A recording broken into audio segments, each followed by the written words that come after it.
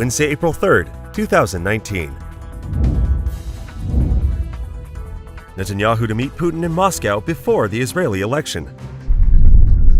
Prime Minister Benjamin Netanyahu will meet with Russian President Vladimir Putin in Moscow on Thursday, 5 days before Israelis head to the polls for the April 9th election.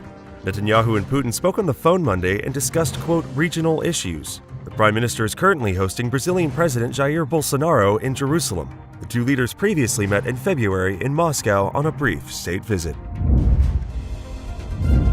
A woman threw a tomato at Prime Minister Benjamin Netanyahu on Tuesday during a campaign stop in Tel Aviv, with his Likud party claiming video of the incident was spread by his chief political rival.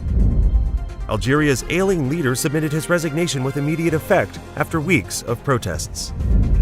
Theresa May has offered to enter talks with Jeremy Corbyn to break the logjam over Brexit and let Parliament decide a binding way forward if they fail to find a compromise.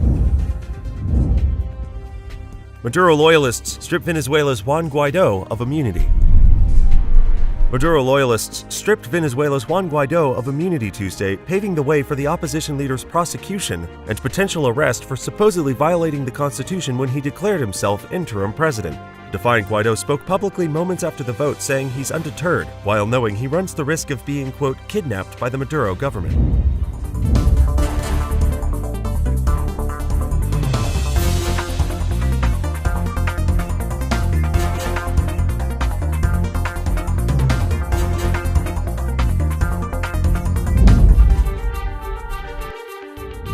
President Donald Trump's threat to close the Mexican border could have a potentially devastating effect on the U.S. economy, including bringing the auto industry to a halt.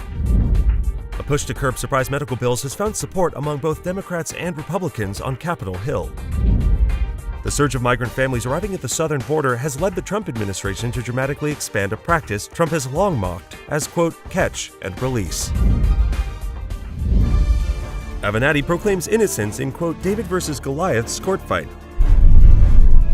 Attorney Michael Avenatti made a brief appearance in federal court in California on Monday, proclaiming his innocence on the courthouse steps. He is charged in a federal indictment in New York with what prosecutors said was an attempt to, quote, shake down Nike Inc. for more than $20 million. I am highly confident that when the process plays out, that justice will be done. I appreciate it. Thousands lined the streets of Borough Park Tuesday for the funeral of the Skulliner Rebbe. The procession continued to the Vishnitz Cemetery in Muncie, where the Rebbe was buried.